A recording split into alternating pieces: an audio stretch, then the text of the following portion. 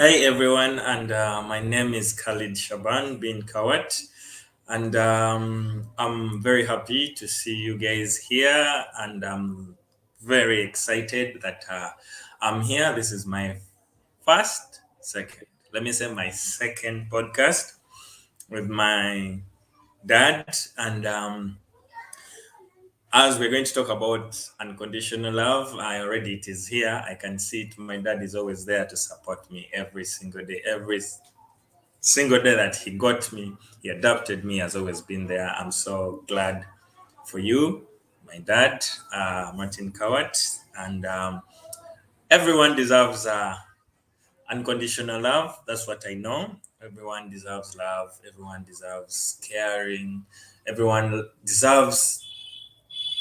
I don't know what I can say, but I believe everyone in this world, not only Africans, we always talk about Africans or something, Africans going through a lot, African passing through hell, leaders, and whatever is going on in Africa. It's not only Africa. Some people hide, but they're in the Western world, but they also need love. Because with love, everything is possible. With love, everything goes smoothly. Because you do something knowing that there's support. Sometimes support is not all about money, you know. Support is all about the people who are there for you, holding you, grabbing you, like shielding you, shadowing you in everything you're doing, supporting you. Like my dad, he's always here for me. He's always there for very many people. So we want to talk about unconditional love in Africa. Because there was a time I told my dad, I wasn't born in Africa. Sorry, I told my dad, I'm not African because I was born in Africa. No, Africa is Africa because I was born, because I'm African. So I want to change whatever is there in Africa, and it starts with me and dad. It's not going to start from anywhere else. It's not, we are not going to, let's not expect leaders like presidents to change it. Or let's always think there are priests, imams only who can do the impossible. There are also people like us who can start from zero to hero and change something. You know, we always believe it's. They always talk about Mandela, right? In Africa, Mandela is this guy that is. In fact, they named him the grandfather of Africa, if I remember correctly, grandfather or father, something of Africa. Imagine a son of Africa. That would be me. Yeah, I would want to change Africa because there's someone who encouraged me, someone who has given me support, not through money, not through like donations or something. Some people believe in that. It's because he loved me. And him loving me, it gave me, I don't know, encouragement to see that with love, Africans, we can do something. I don't know if people are getting me, but I'm saying this. With love, Africans can do something. Look at look at Congo right now. They're always having wars, fights. Look at Uganda. They're always chasing away the gay people. They're always all that. You know, it's not love. You know, it is hate. And each time you're hated, each time wherever you go, people don't value what you are, or people don't see what you are. You'll always grow with hate, you know, and when you have hate, you'll always have resentment, revenge, you know, and all that. So I don't believe that is what we Africans should go through because we're so bright. I know that we're so bright. We are so amazing. We have good knowledge. We have, I don't know how I can say it. What I know is we're just amazing. The Western world knows that. That's why they sent the missionaries. If you look at it carefully, they sent the missionaries to come and change the mentality of Africans to their ways, and that's not how it's supposed to be. If you look at if okay, let's give an example. If you look at richest man who ever lived in Africa, I think, okay, whoever lived, even the Western world know him. No, they know him, even in the Western world. You know, he was African. He wasn't white, or he was African. He was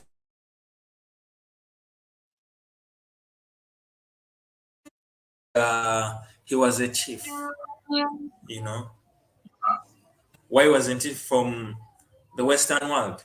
Because he was clever to become rich. He was amazing. He always had, because if I remember correct, each city he was going to, he would serve God. Each town he would pass.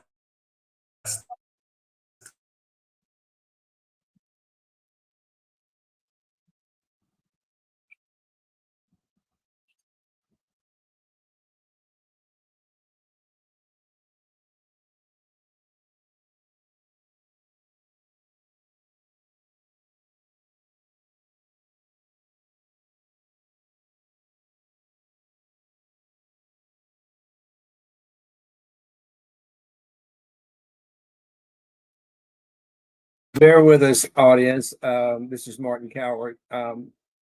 Welcome to the premiere of my son's live broadcast today. I am the universe with Khaled and Martin. I'm so excited that he has taken the lead as the host. He is streaming live from Kankama, Kenya, and as you can sometimes see, the network can be difficult. They don't always have a great connection with the the network. It's hard. They get kicked off. So while we're waiting on him to come, I'll share with you a little bit about my thoughts about unconditional love and give you my perspective. Here it is. I'm about to turn 69 tomorrow. I'll be 69 years old tomorrow, and I would have never. I'm the happiest I've ever been in my life, and it's because I have adopted these two, Khalid and his brother Darius, as my sons. And in the work that I do in Africa, I get referred to as a father often because I am waking up these young men and women to the truth of who they are. And when you wake somebody up to the truth of who they are, when you give them love and you tell them how much you care for them, they wake up and they see they have a new life, and they see me often as their father, as the creator. And I am, in some respects, in the way that Jesus talked about how he woke up Lazarus. He woke him up spiritually. And that's what we do. We wake you up spiritually with unconditional love. And that's what my son is talking about, is the unconditional love that flows. And when you open it up, it's a flow state from us to the world. And we love unconditionally. And then there are certain relationships that just are there. And one of them is happened to be with my two sons who now carry my name, Ben Cowart, which I'm very proud of. And they are now my legacy. They are now Cowards, and they are part of this family. But there's also a much wider family that I get to be a father to. And I'm very excited about that. And as we celebrate my birthday today, I want to just say thank you to everyone. Thank you for everyone who helped me get here to where I am. And sometimes it's been difficult, sometimes it's been exciting, but it's certainly been an exciting road. And I wouldn't change one thing.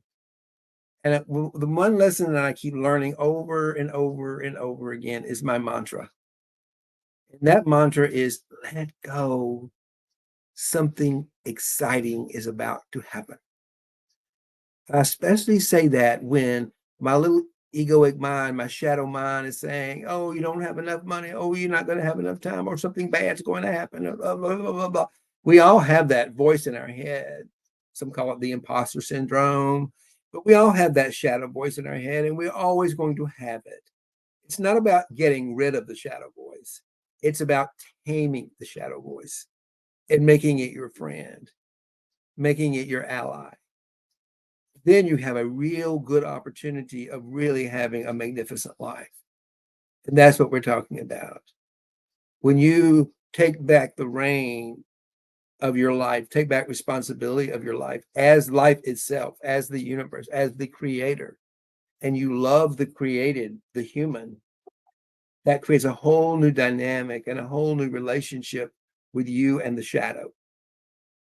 Because now you've created an ally in the shadow instead of somebody, and they have to be reminded sometimes, and it happens a lot sometimes. It will tag on my shoulder when you get a bill from the IRS, or you get a notice that your tax return is whatever. But you get some bad news. Usually it's some kind of bad news around money. I'll share a story with you. What's going on right now with me? I have got to get a new roof on my house. With all the work that I've been doing in Africa, I have really been bootstrapping that with my Social Security check, and I've neglected some things I need to neglect here. And I don't have any. I'm happy to do it, but I finally said to the universe on my birthday. I said on August 31st. I said, universe, I need a new roof on my house. I want a new roof on my house. I want a new roof on my house. And the main thing is I didn't ask for money. I asked for what I wanted. And the universe has always got my back. So I want to tell you something. I didn't realize this, but I had an appointment I saw one of those advertisements like most of us see about solar panels, and you get a roof for free in New Jersey. I thought, is that real? So I went to last week before this happened. I went online to the New Jersey, state of New Jersey website, and it's real. It's a real program, and I found a real company. And I had scheduled a date to meet with someone on the next day, September 1st. And do you know, it is a real company, and I'm getting a new roof on my house, and it's not costing me anything. And when you really understand the financing behind it, it makes a lot of sense. It's a great win for everybody. And this is the direction of the new world we're moving into, a way of new financing, a way of new supporting each other, where financial institutions are really always looking for opportunities, not just to make money, but ways to make money and also benefit a lot of people. Because this is how it works. I had no idea I was going to talk about this on this program today, but we got to do something with Holly's coming to live with me. I hope we got to have a new roof for him, but this is the power of unconditional love. So we got to have a roof on this house. So I just let go. And all of a sudden now I've got a new roof coming. They just sent me a note saying we want to schedule the time to come out and take a look. This is what I got. And I asked the guy, is this for real? Where's it going to catch? You're going to put a new roof on my house. It's going to cost $25,000 to $30,000 because I got to have the whole new roof put on. There's 3 up there now. You got to take the whole thing down and put a whole new roof up there. And you're going to line it with solar panels, the best solar panels they make today by one of the best companies. And you're not going to pay me anything. I'm not going to pay you anything. I'm not going to give you a check. I'm not going to give you a deposit. I'm not going to give you any financial information. You're just going to come do this? He said, yep. And I said, well, tell me how this works, because this is amazing. I said, this is almost like too good to be true. And I'm an ex-finance person. When he explained the revenue stream that's going to be generated from the production plant they're going to put on it made all the sense in the world. They're going to, for a small amount of money, maybe $25,000 or $30,000, probably less than that with all the incentives, they're going to put a power plant on my roof that's going to produce a revenue stream that's theirs for the next 55 years. That's a lot of money. That's financing. But and there's so much there's so much fat in that program that they're able to give me, the homeowner who needs a new roof, a really good deal and put a really good roof on my house. And at the same time, they're able to employ into their company really good qualified roofers. So they win from it. So they're putting money into flow into the world for the benefit of all people, for the benefit of everyone involved. And it's just amazing. And once I understood the origin behind it, let me see if I can find out where he is. Hold on a minute. Yes, sir, son. I'm just going on without you here. Hello? Hello, I'm here. I'm having a good time, but I miss you. No, like that the network has gone off bad. Oh, I'm sorry. Well, you know what? not to worry. You're actually live right now. Is there anything you want to say to your listeners? Because as I was explaining, you are streaming live from Kankama, and sometimes the network is difficult. What would you like to say? Because you're going to come back again, and I'm telling a good story. But this is the beauty of live network, of live videos. They're just raw and real, and things happen like life. Everything that happens for a reason. So, Holly, what would you like to say? I think they can probably hear you. Speak up so they can hear you. Okay. Okay. They're listening. So, don't remember where I stopped. Uh-huh. Let me try and remember where I had stopped. Yeah. Uh, about I had stopped on the richest man who ever lived in Africa. Right. That was Masamosa, right? And Masamosa, wherever he would go, or wherever he would, in any city that he would go, he would leave gold, salt, animals, and provide and give to his people and leave them happy and leave them with love. So that's what I was trying to mean. Like Africans have that heart or have that, there's that thing in them that they love each other. But there's one thing that spoiled all that. Those are the missionaries coming in and trying to teach them some other I don't know ways, some other behaviors, because if you look at the native back then in Africa, we always they always had these ways of okay, yes, we used to pray to the other gods. Then they used to they say the African white cultures God in this other version of us, you know. There's one God, there's no any other God, yes. Then they taught us how to have manners, and in the manners that they were teaching us were their ways. We forgot what we Africans had back then.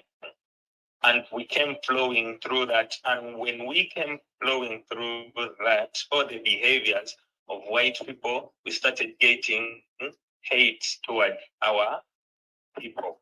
If you look back in Uganda when they banned the missionaries and everything, the what are they called? The guys that were banned who were in those guys, because we had learned how to hate missionaries. That's why the word missionaries, their teachings, we had started learning that their teachings are just poisoning us. Their teachings are just trying to put hate between us. And yes, we got the hate. Look at our leaders right now. The dictators.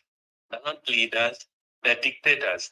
Look at our when we talk about our influencers, there are very many influencers that even don't do what they are called or what they're supposed to do. Change agents. We have them, but what are they doing? All of them look for money. All of them look for a better life.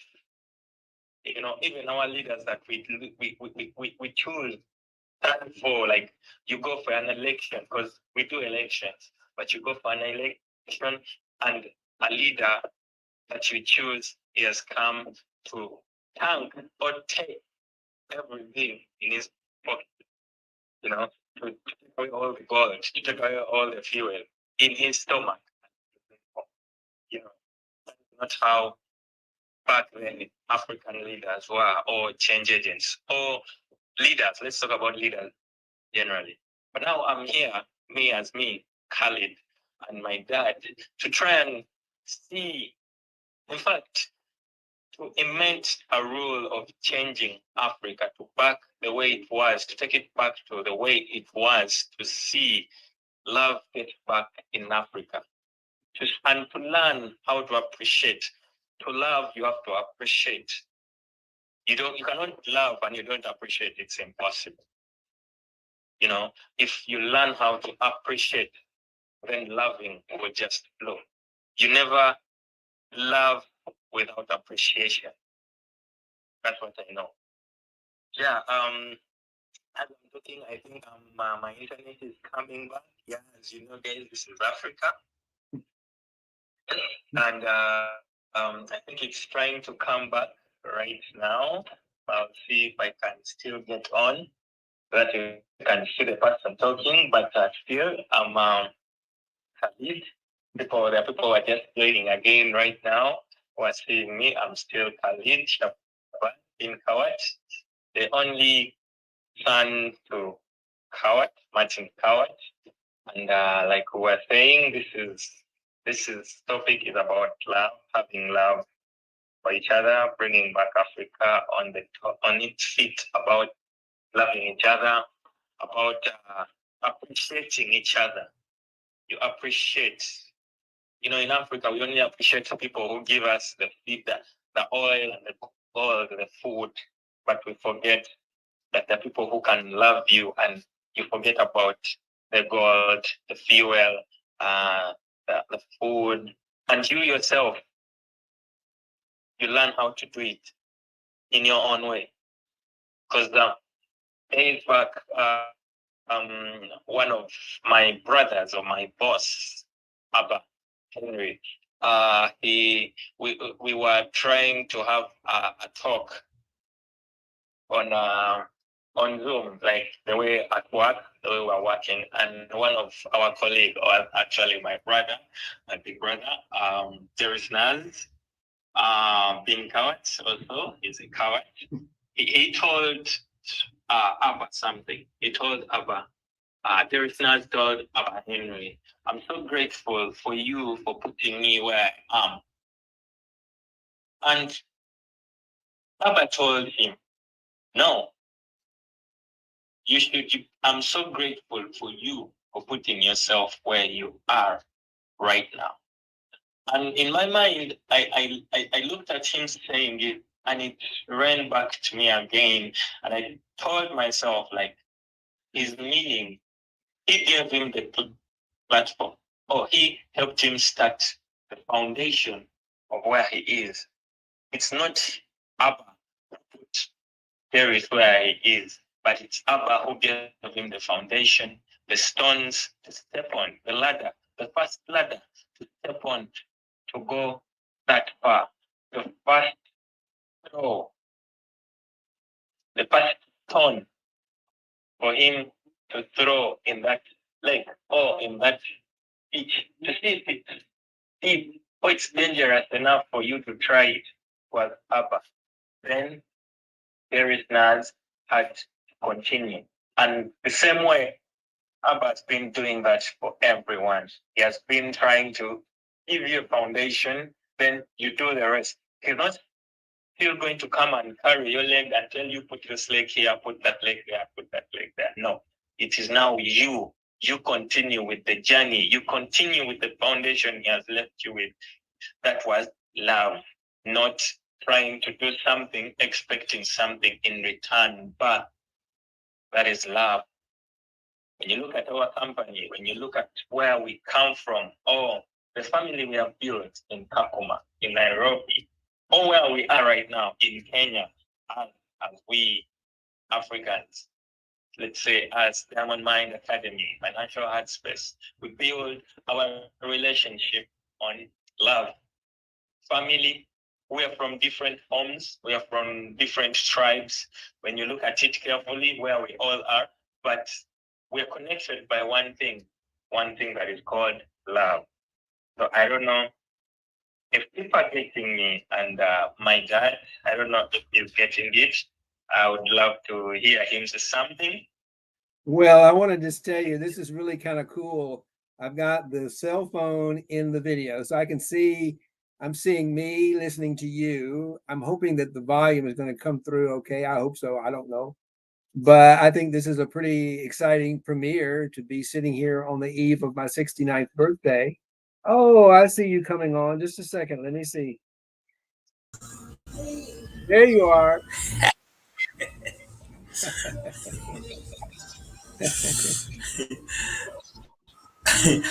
Okay. Yes, and sorry, sorry, listeners. I'm back. And actually, it was my dad saying something. So let me wait for him to say something. Then we shall Well, continue. what I was saying was I was trying to be your eyes on the program, and it was really neat to see to watch what's coming on in this premiere show of your podcast, whereas you were showing your professionalism. Well, if I got kicked off by the internet, let me see if I can join my cell phone. I got a show to run, and you didn't drop a beat. You just picked up the phone, you called me, we went forward, and now you're back. So I'm glad you're back. This is a lot of fun. We're talking about unconditional love and bringing back love to the heart of Africa that was sort of rudely taken from them by Christian missionaries. I don't want to point the blame at anybody. That's not any good. But the truth of the matter is that the African people are a beautiful, loving people at their heart. And our joy, our mission, what we're doing at Diamond Mine Academy, and you're leading, is to bring that love into the heart of the Africans and reignite that fire. And that's what I want to just talk a little bit about, that fire. That what Jesus really taught was to love yourself and love your neighbor as yourself, because we're all one. And that's what we're here to talk about. That's what unconditional love is. So I see you got frozen again, son. But there you are. You're back now. While you're here, I'm gonna be quiet so you can speak. And don't worry so much about the time limit today. It's your first show, and one of the things that I'm learning about Africa and time. One of the things I'm learning about time in Africa is to let go of chronological time. Let me just say something real quick about unconditional love and the energy one thing I've learned from you, son. Let go of this whole idea that everything's got to happen at a certain time. That is just a construct of my mind, and a Western construct. One of the best things that I've learned from Khaled and all my Africans is let go of that. It's going to happen when the universe is ready for it to happen. Not 1 second sooner, not 1 second later. And if you can just let go and let Yes. go of that and just realize that, everything is happening as it's supposed to be, when it's supposed to happen. And the fact that we're sitting here at 9 minutes after noon on September the 8th, talking like this to the entire world from two parts of the world, it's just amazing. So just being in this present moment with you is precious, and it's changing the world in this moment. If you're here listening to the video, you're here live joining us, or you're listening to the recording, whatever it is, you're hearing it. It's here now for you to help you transform your life. So I'm going to hand that back as a long way of getting to the point, Khaled. But I just want to tell you how much I'm grateful for you of teaching me a little bit about time. And what I was going with that is that we normally go for 30 minutes, but you know what? It's your show, son. It's your first show. I'll sit here with you for 2 hours and listen to you if you like. So don't worry about the time. Okay. I got plenty of time, and we can talk about it. I'll talk with you about unconditional love any day for as long as you like.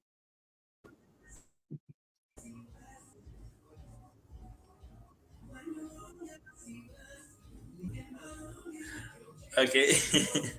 Thank you so much, Dad. And about time, yes, as Africans, I don't know how I can say it, but for us Africans, when you say 7:30, always mention, you may always say 7:30 African time. So that we the Western world takes treasures time, and I know, me personally, I know time never waits for man, but sometimes I believe it's not all about time, it's all about what you're doing. And it's all about what you're going to provide in that time. You know, but he has gotten to know the time he has spent with us Africans, the time he has been with us. He has always been there to understand us, and all that is all because of love. You never understand someone. In fact, you can never love someone you don't understand. That is impossible. If you claim you're loving someone, and with that conditional love that we're talking about, that's where Abba came in, Khaled came in, Darius Nas, and very many others. because Martin had love for us, and he always showered us with love. He always understood us. He always gave us opportunities. And we're so glad for that. And all we want in Africa is people giving us, all the leaders giving us opportunities to do what we can do. Because the people who are talented in Africa, they don't given opportunities. They are not. The people who know what they are doing, who know what they can do, but they can't give them opportunities. What is done is getting who knows you. Is your father a minister? Yes. Then you're given an opportunity, whether you don't know anything or what you learn from job or something. Yes, but sometimes there are people who know how to do that. Do you know why all that happens? Because Africa lost love. Africa has rage, hate. Africa is now built on rage and hate. And that's not what we want as Africans. Imagine we separate each other. Africa will no longer be Africa. Because we have everything in Africa, beautiful creatures. We have beautiful sceneries in Africa. We have resources that the Western world comes and looks for in Africa. You know, where is all that coming from? Look at the diamonds. Look at everything. Imagine all that is shared. Oh, we build all that with love. I believe Africa, sorry to say this, but I believe Africa can be a superpower in the continent itself as a continent. But we don't believe in each other. We believe it all has to be mine alone. It all has to be, everyone has to see everything from me. No, that's not how it's supposed to be. They have, we have to share everything. We have to have love for each other so that everything flows. So that everything flows on its space, on its share. Like everything has to go willingly. Like I always told people, let everything flow. You don't have to force it. You have to let it flow. How will you let it flow? Because everything flows. For example, a relationship. I'll give an example of a relationship. When you're in a relationship and someone doesn't love you and you're just forcing it, it won't flow, you know. But if someone loves you and you love that person, it will always flow.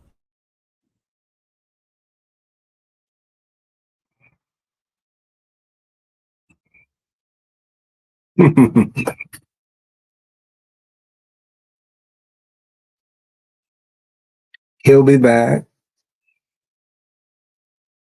We lost him again. Maybe he'll call. Well, we don't know yet. But what I'd love for to talk about is a little bit about why we call it diamond mines.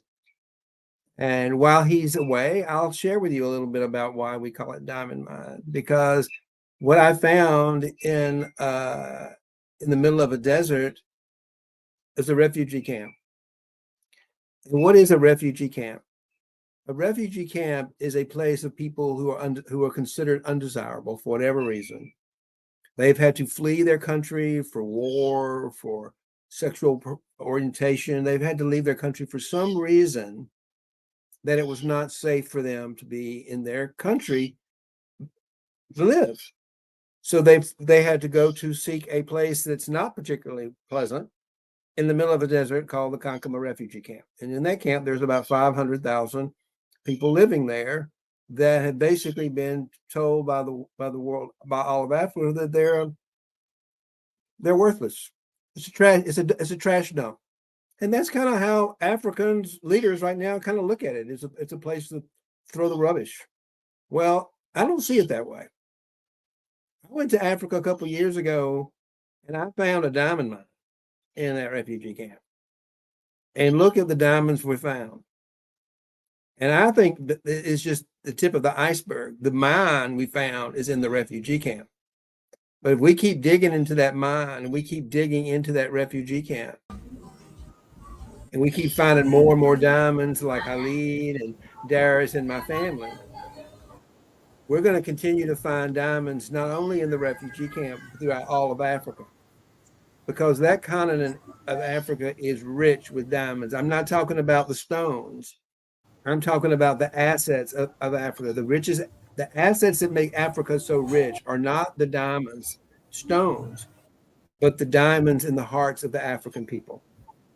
Because what I have discovered is that when you take them out and you just tell them, I love you, and bring them back to life, they just come back into brilliance and they shine. And they shine that, illuminate that light all over Africa, everywhere they go. And that's our journey, and that's the purpose of this podcast, and that's the purpose, is to share that light with the world. Because what Khaled is talking about is that in this diamond mine, in this mine for the entire continent of Africa, is an entire continent full of gorgeous, gorgeous diamonds. People are diamonds. The African people are the biggest assets that Africa has. And what they learned from white people is that, who came to exploit them, who stole their assets really and sold them into slavery and took away all their power. We got to give them their power back. And the way to do that is to love them. Just to love them. It's not to blame the Christian missionaries. It's not to blame anyone. That's just what happened. So forget about the past. Forgive the past. And let's just fall in love with ourselves and love with each other. And I do see it's a little bit over, so I'm going to take some lead here, and because my poor son is trying his best to get here, and he's just really having a hard time with the network. And out of my love for him, I'm going to decide we're going to go ahead and close out this episode. But this is the thing. This is the episode. This is a special birthday episode. I would like to say that for my birthday this year, if you want to do something very nice, go to our website, www.diamondmineacademy.org. Again, that's www.diamondmineacademy.org, and make a donation to our project, the Diamond Mine Project, to save lives in Africa. There's an opportunity you can put in as little as $35 all the way up to $1,500. But I would love it if you would, as a special gift for me, to go to our website, one, to see what we do and see what we're doing and understand the problem and see how easy it is to participate and help save the lives of these beautiful African people and help us mine for these Africans, mine for these diamonds. And again, that's www.diamondmine, M-I-N-E, like a mine, academy.org. And you can also find me at my Linktree account, which is Linktree Martin_Cowart. So please, thank you so much for listening today. And again, this is what it's like to stream live from the middle of a desert in Africa. So, but I think you can still feel the love, and I'm glad you got to experience this today. So may love and prosperity prevail. Thank you for joining us today.